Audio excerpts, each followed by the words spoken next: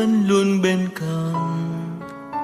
Cho dù khi nhiều lần con xa cách Chúa, Ngài luôn bên con, luôn lắng nghe khi con đang kêu cầu. Giêsu vẫn mãi ở trong tấm lòng con.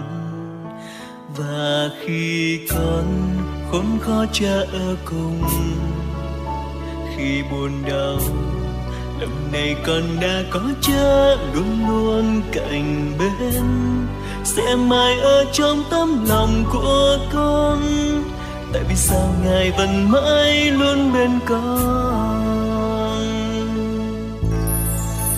Có phải vì Ngài yêu con quá mà suốt cả đời con Chúa vẫn luôn ở bên?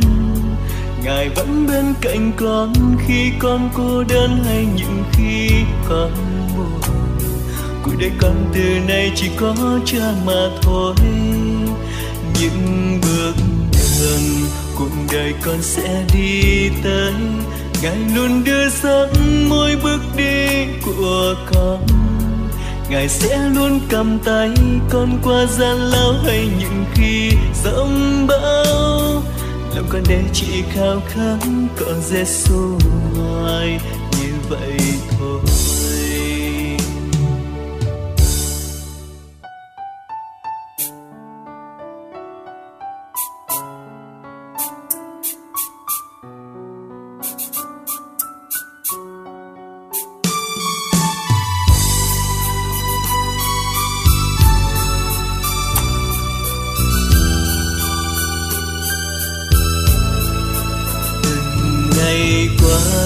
Chúa vẫn luôn bên con. Cho dù khi nhiều lần con xa cách Chúa, Ngài luôn bên con, luôn lắng nghe khi con đang kêu cầu. Giêsu vẫn mãi ở trong tâm lòng con. Và khi con không có Cha ở cùng, khi buồn đau lòng này con đã có Cha luôn luôn cạnh bên, sẽ mãi ở trong tấm lòng của con.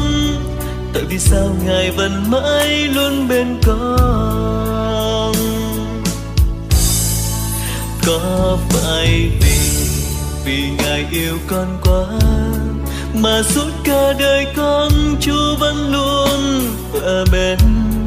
Ngài vẫn bên cạnh con khi con cô đơn hay những khi con buồn. Cuộc đời con từ nay chỉ có Cha mà thôi. Những bước đường cuộc đời con sẽ đi tới, Ngài luôn đưa dẫn mỗi bước đi của con. Ngài sẽ luôn cầm tay con qua gian lao hay những khi giông bão. Lòng con đây chỉ khao khát có Giêsu hoài, như vậy thôi.